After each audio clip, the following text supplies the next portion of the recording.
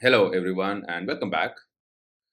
There are different ways that you can interact with AWS. We can interact using the AWS console, we can use AWS CLI, and we can also make use of AWS SDKs. And also we have AWS CloudFormation that we can use to interact with AWS. So basically, creating resources and everything, there are different options. Until now, we have mostly been working with the console, which is the UI, but there are different ways that you can work with AWS. Now, in today's session, we are going to dive into AWS Command Line Interface or AWS CLI, which is one of the most powerful tools for managing your AWS services directly from your terminal. So basically, you can use your terminal, you can use commands, and you can start interacting with your AWS. You can start creating the resources, managing the resources directly from your terminal.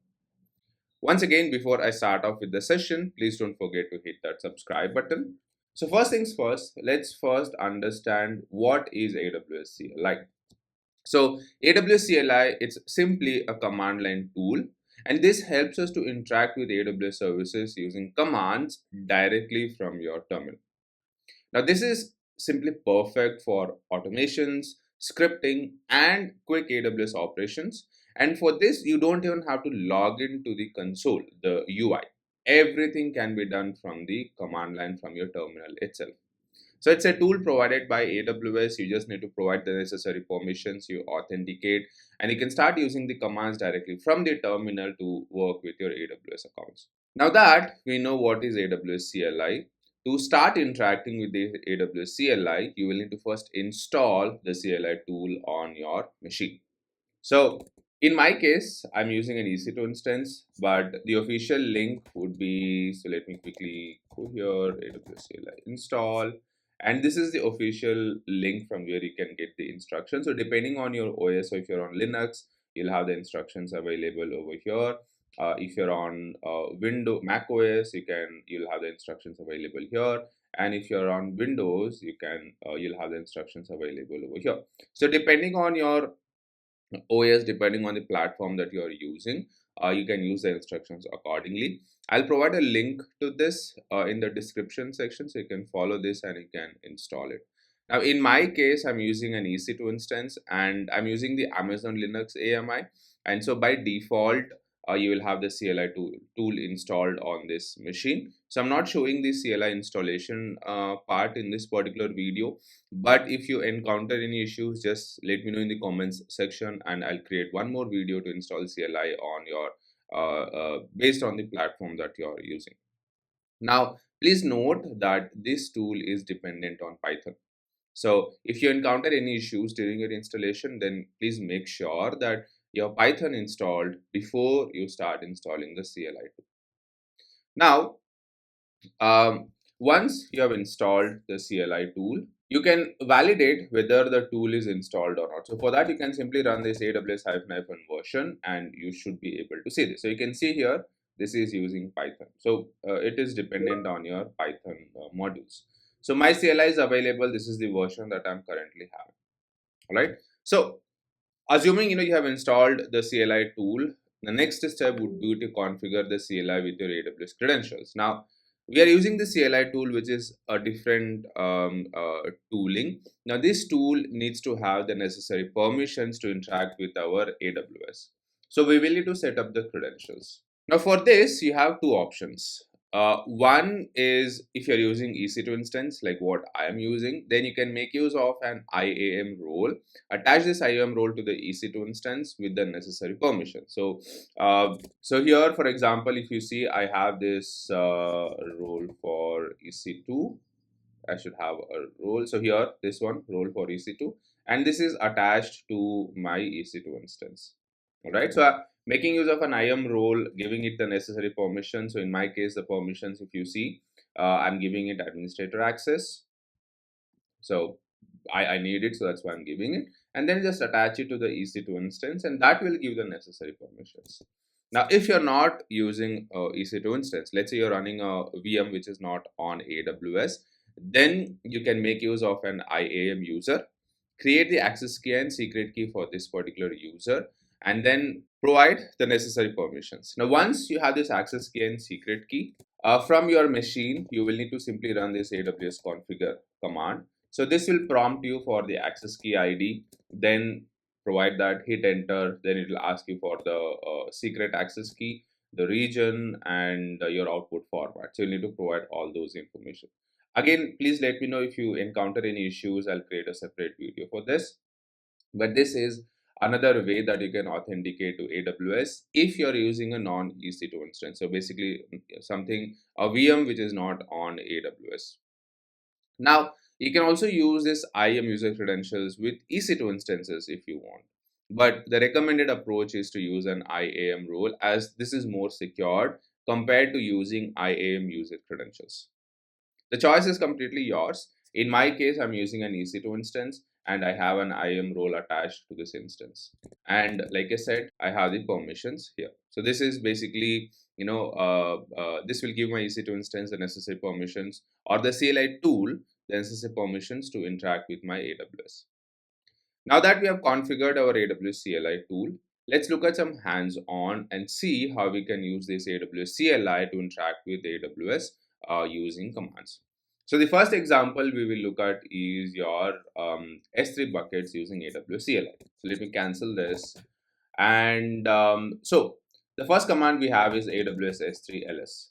Now this command will allow you to list all the buckets that you have in your AWS. So you can say I currently have 3 buckets and I'm able to see those 3 buckets over here. So basically listing the S3 buckets I have.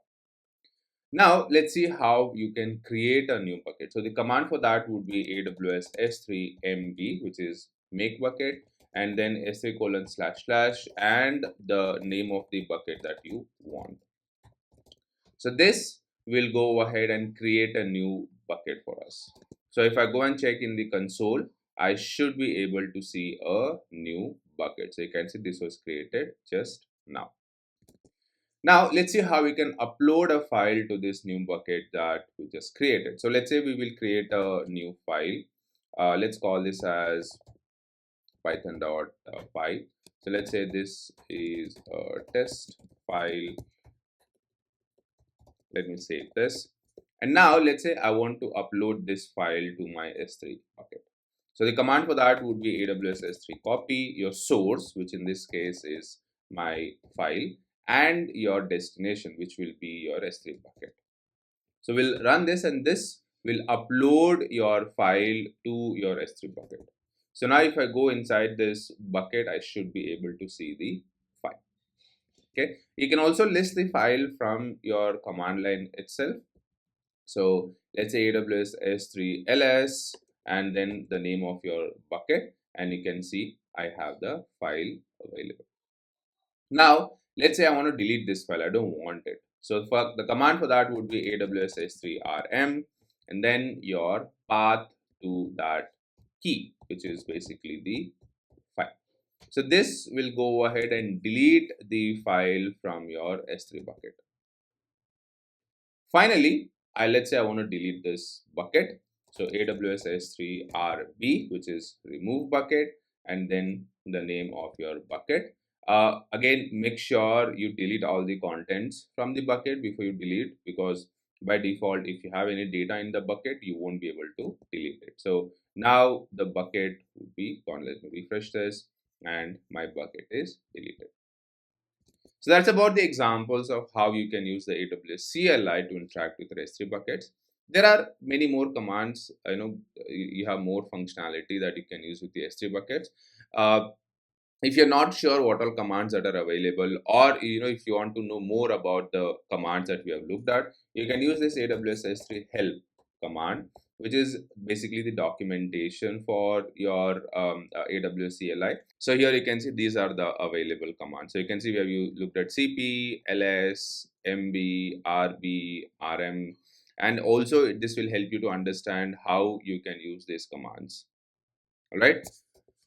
Now let's look at another example where we will work with your EC2 instance using the CLI tool. So the first command we will look at is AWS EC2 describe instances. Now this will simply describe the instances that are currently running in your console. So in my case, this is one of the instance which is running. So here is the instance ID. So let me copy that, and here you can see. So I have only one instance, and this is the output you will see as part of your describe instances command. So this is all the information related to that particular instance that I have.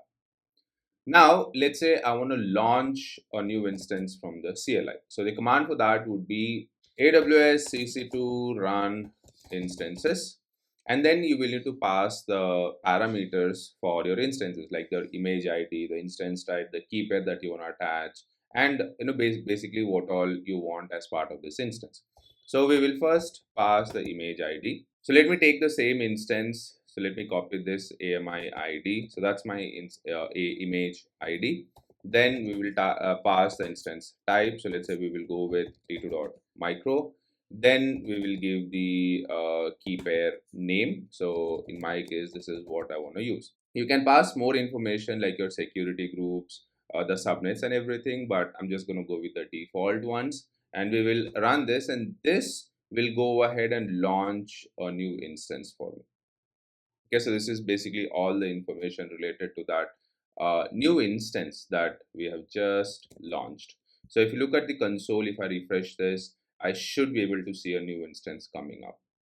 So you can launch an instance as well from your CLI. Now, let's say you want to check the status of this EC2 instance. So the command for that would be AWS EC2 describe instance status, and then you will need to pass the instance IDs. So in my case, this will be the instance ID. Let me copy that. And this will give you the status of the instance. So you can see the instance state, it is currently running.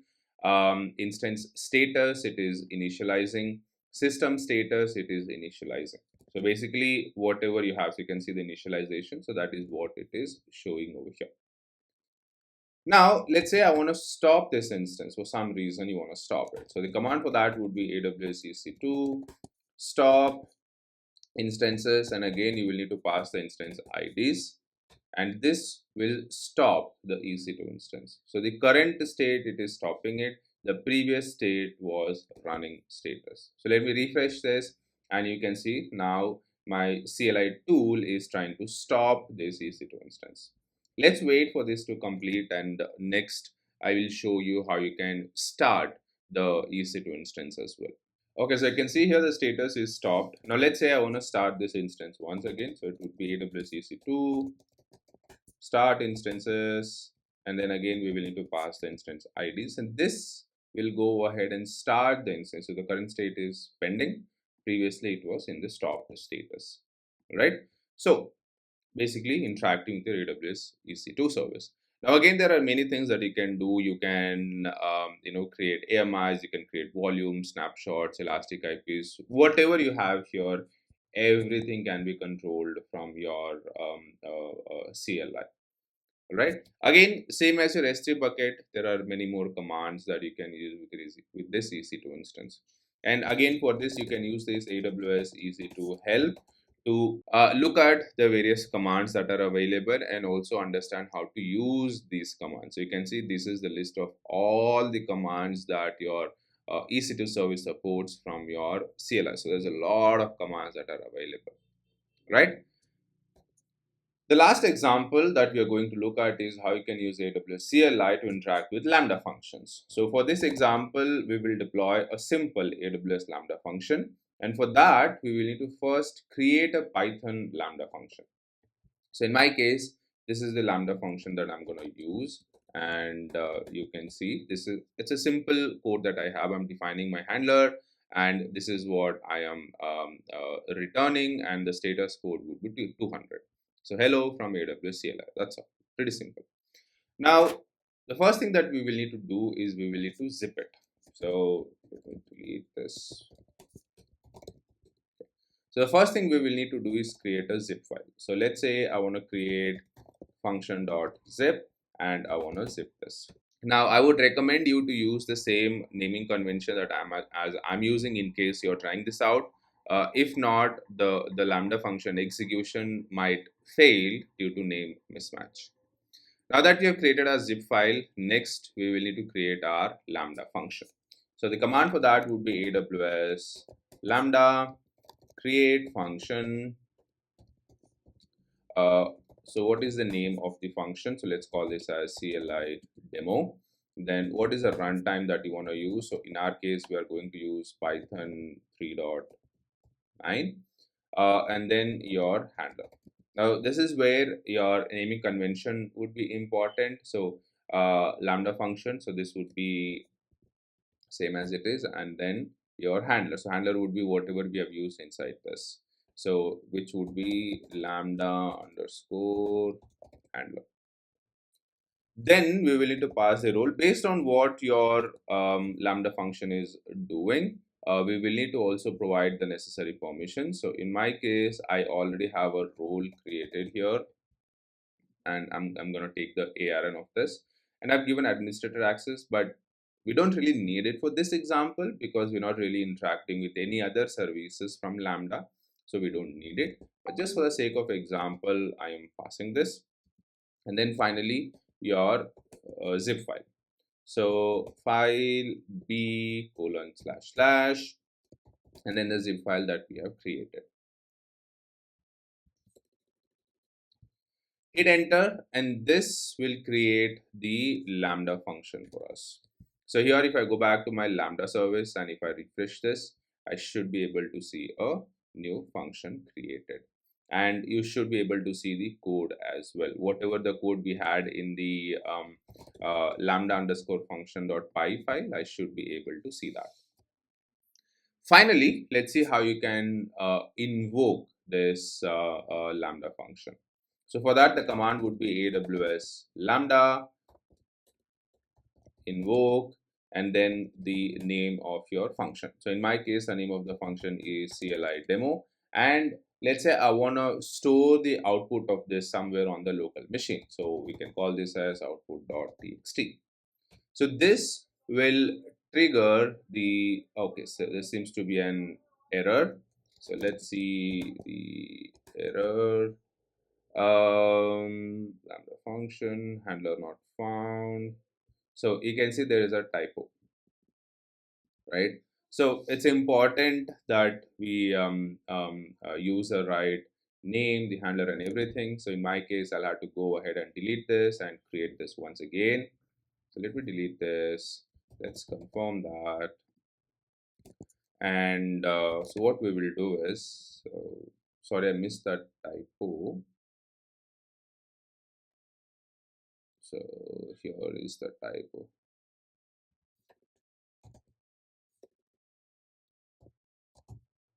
All right. So we'll create that once again, and we will invoke this once again.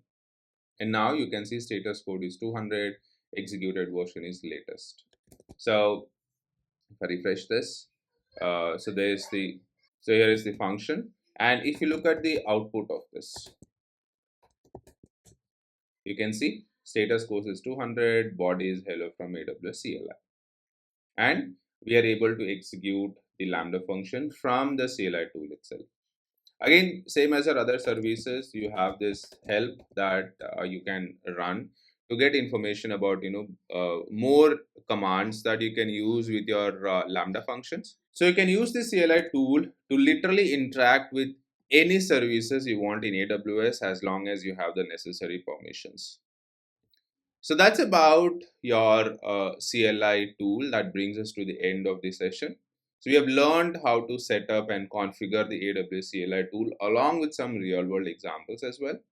If you found this video helpful, please give it a thumbs up, share and subscribe to the channel for more content. Thank you for watching, and I will see you in the next video.